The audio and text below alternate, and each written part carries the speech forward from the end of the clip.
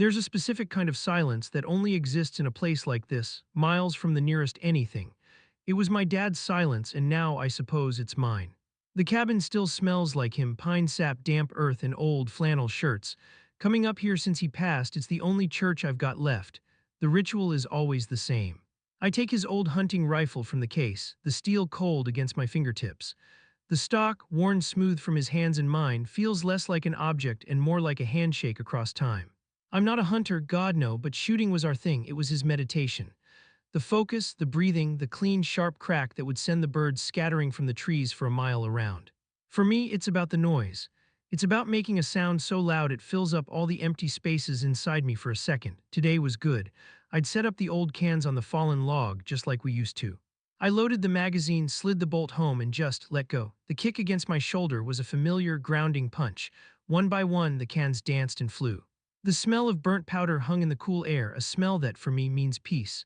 When the last casing ejected, I lowered the rifle, a faint ringing in my ears, a real smile on my face. It's the quiet after the storm that's the best part. I took the rifle back inside to the old wooden table to clean it. It's a sacred rule. You always clean your weapon, always. It's muscle memory, unload, break it down, check the chamber. Dad would have my hide if I ever forgot, so I popped the chamber open to make sure it was clear, but it wasn't. There was a bullet. One single, solitary bullet just sitting there, and it was wrong. It wasn't one of my standard brass-cased rounds. The casing was a dull, matte black, and the tip wasn't the simple soft point I always used. It was fluted, sharp, and looked viciously, unnervingly complex. I had never, ever seen a bullet like it in my life. I stared at it, my brain refusing to connect the dots. Did I load this? No, impossible. I know my ammo. Maybe it was one of Dad's old rounds, forgotten for years. But he never used anything this exotic. For a moment, I just stood there, turning the cold, heavy little object in my palm, a deep, unsettling confusion washing over me. Just as I was trying to make sense of the impossible object in my hand, the cabin door creaked open. The sound of heavy boots on the old porch floorboards followed, each step a dull thud that seemed to punch a hole in the sacred silence. It was Milo, my husband. He was standing in the doorway, framed by the deep green of the forest, a smile plastered on his face. It was his charming smile, the one he used for business clients or for my mother, but seeing it out here in this raw, honest place, it looked grotesque. A performance. His eyes were flat, glassy, and didn't crinkle at the corners the way they did when he was genuinely happy. "Hey honey, sounded like you were having fun out there," he said. His voice was a little too bright, a little too loud, shattering the quiet intimacy I'd felt just moments before. My breath caught in my throat.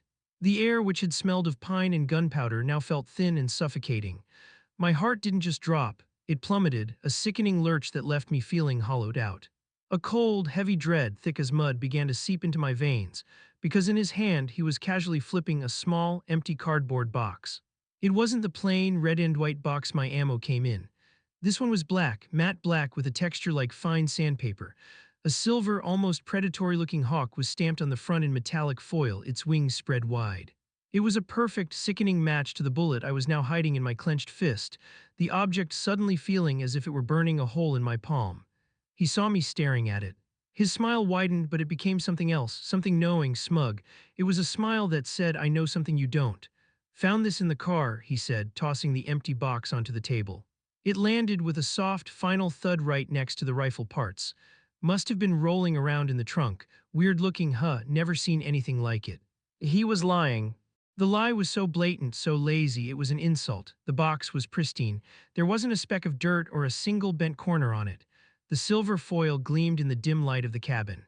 It hadn't been rolling around anywhere. It had been carefully opened, emptied, and brought here. My mind was screaming, a high-pitched siren of pure panic. The easy confusion I felt just moments before had curdled and hardened into a specific, horrifying fear. It was a fear with a name, and that name was Milo. He walked past me, patting my shoulder as he went to the fridge. The touch, usually comforting, felt like a spider crawling on my skin, and it took every ounce of my willpower not to recoil. I just stood there, frozen, listening to the familiar sound of the fridge opening and the hiss of a beer can tab.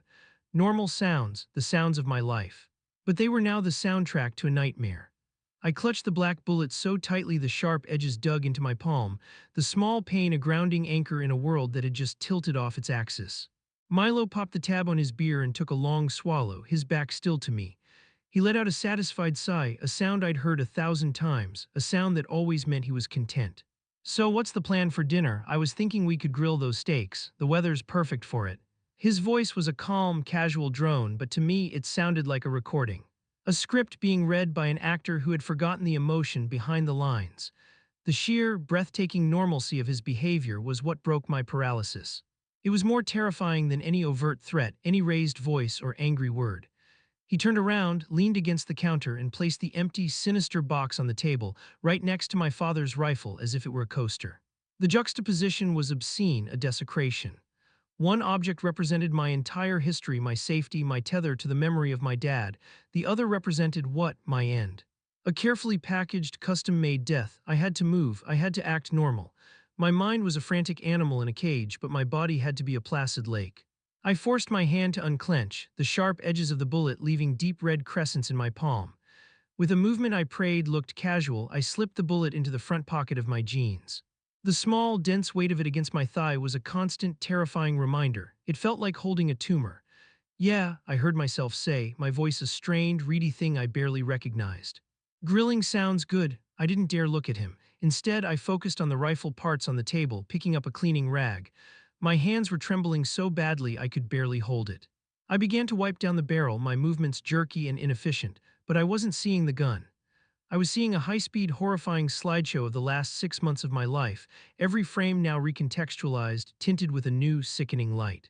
Milo, who had always been completely indifferent to my shooting hobby, suddenly asking detailed questions.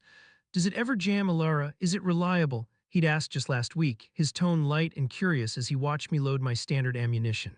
At the time, I thought he was finally taking an interest, a small, sweet part of me feeling a flicker of warmth.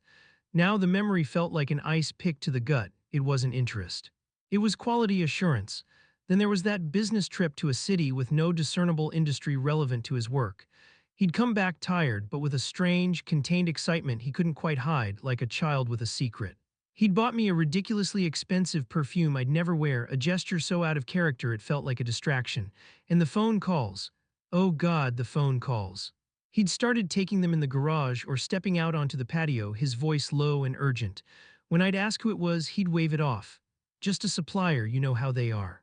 Always panicking about deadlines. I had believed him. I had trusted him because why wouldn't I? Every one of those moments, which I had dismissed as the normal eccentricities of a stressed-out husband, now clicked into place like the tumblers of a lock. It wasn't a random collection of oddities. It was a pattern, it was planning. He was standing right behind me, humming a little tune as he rummaged in the cupboards for spices. And all I could think was that this man, this stranger I had slept next to for 55 nights, had meticulously planned to have me die today in my father's favorite place on earth. I kept wiping the same piece of steel over and over, the oily rag smearing grease in meaningless circles. I was trapped in a silent, screaming cage of my own discovery, and the zookeeper was asking me if I wanted mushrooms with my steak. It's 2 a.m., I'm locked in the bathroom, sitting on the cold tile floor with my phone brightness turned all the way down. My heart is a hummingbird trapped in my ribs, he's asleep.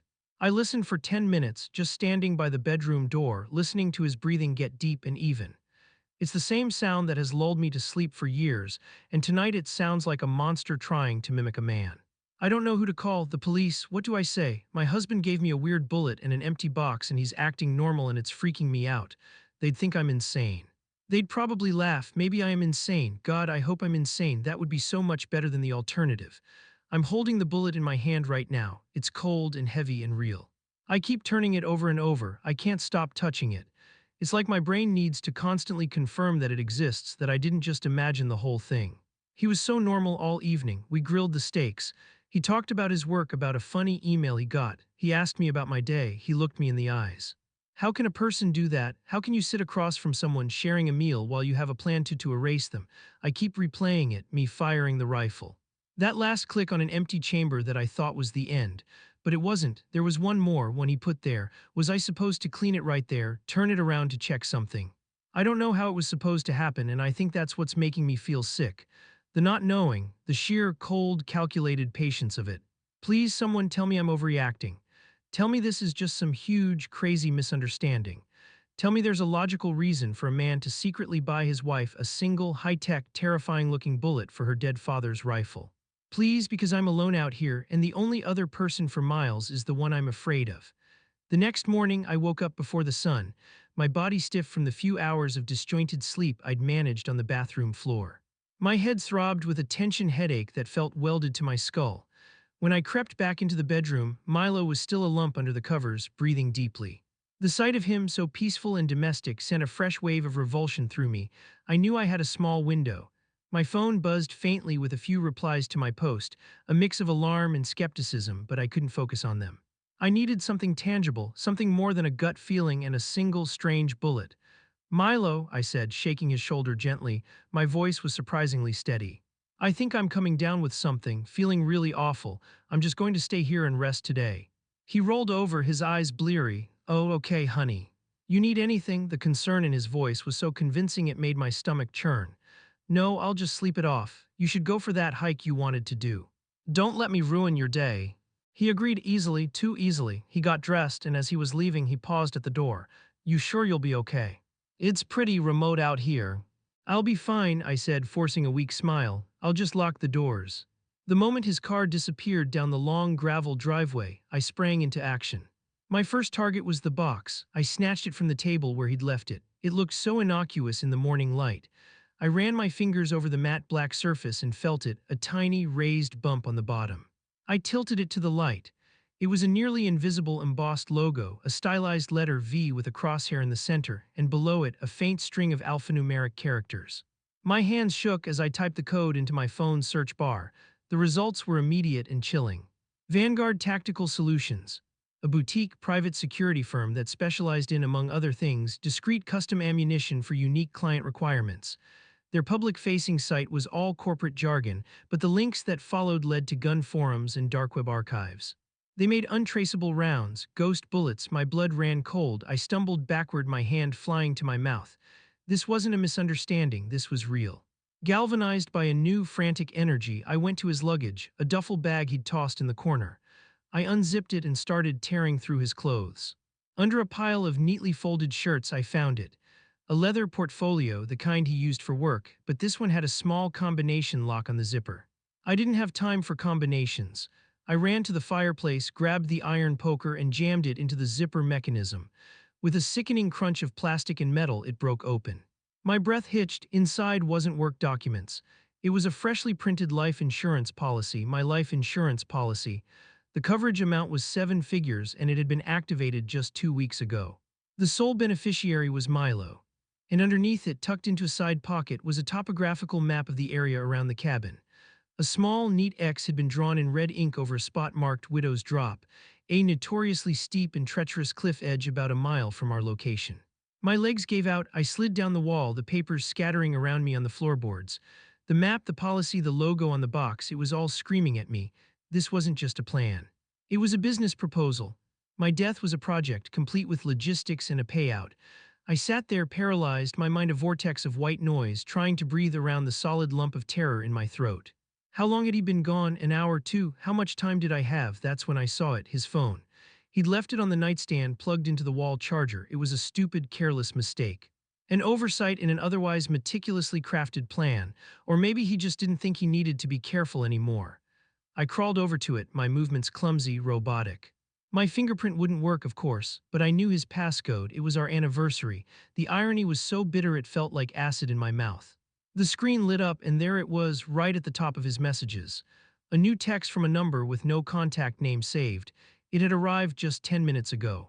My thumb hovered over the notification, trembling. This was it, the point of no return, the moment I crossed from suspicion into a certainty so awful I wasn't sure I could survive it. I pressed it. The message history was short, brutally efficient, a series of texts spanning the last 2 days. Unknown, is it staged? Milo, she's there now, using the rifle. I swapped the ammo last night, she didn't notice a thing. Unknown, in the special round. Milo, in the chamber, she's a creature of habit, always does a final check. It's designed to look like a cleaning accident. Misfire, tragic. Unknown, good, let me know when it's done. The less I know about the how, the better. Milo, she just finished shooting, I'm going in. My heart stopped. That last message was sent yesterday afternoon, right before he walked through the door with that painted-on smile. He thought it was already over. He thought I was already dead. The only reason I wasn't was pure dumb luck. I had finished shooting 1 round early. I had decided to clean the gun inside at the table instead of on the porch. A tiny, insignificant change in my routine had saved my life. Then I saw the last message, the one that had just arrived. Unknown, it's been 24 hours. Is it done? I'm getting nervous. I'm in position, in position. The words echoed in my head, cold and sharp. My eyes darted to the map on the floor, the red X over Widow's Drop. He wasn't on a hike, he was meeting someone.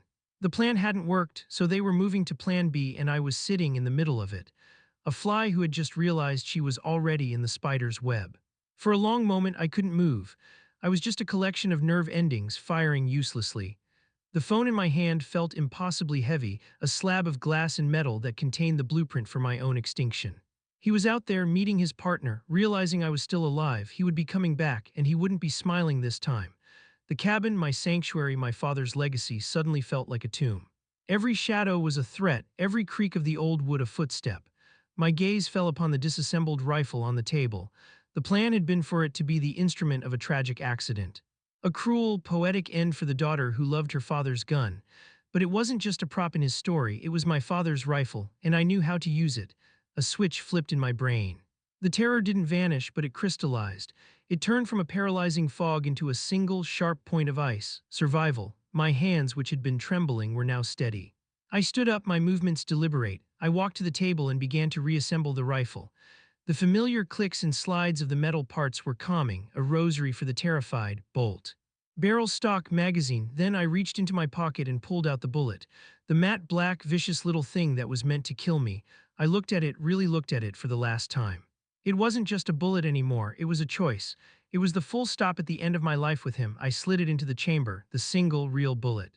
I didn't know what I was going to do. Confront him, run, hide. The thoughts were a chaotic storm. But as I stood there, holding the cold, heavy weight of the assembled rifle, I knew one thing for sure. The story wasn't over. He didn't get to write the ending. I did. I walked to the front door, my heart hammering a brutal, steady rhythm against my ribs. I wasn't the grieving daughter anymore. I wasn't the confused, scared wife. I was a survivor, and I was waiting for him to come home. It's been a few weeks. I'm writing this from my mother's house. The police have been helpful, more helpful than I ever could have imagined. When I saw his car coming back up the driveway that day, I didn't confront him. I didn't hide. I stepped out onto the porch, raised my father's rifle to the sky, and fired. The sound was deafening, a roar that tore through the forest. It was the loudest sound I have ever made. It turned out my dumb luck had a name. A group of hikers taking a lesser-known trail heard the shot. They were close enough to see me standing on the porch, rifle in hand, and Milo's car skidding to a halt. They called 911, reporting a possible domestic dispute. The police found everything: the phone, the portfolio, the insurance policy. They found his partner waiting near Widow's Drop. It was his financial advisor. Milo was bankrupt, drowning in debts from a series of disastrous investments he'd hidden from me. My life insurance policy was their golden parachute. I survived. But I don't sleep anymore, not really. The silence of this suburban house is worse than the silence of the woods. Every time a car door slams outside, I jump. Every time the floorboards creak upstairs, my heart tries to claw its way out of my chest. The world is no longer a safe place. It's just a place filled with people you can't trust, with smiles that don't reach the eyes. I won, I'm alive, but the cost was my peace. The cost was the person I used to be. Every quiet moment feels like the silence between gunshots.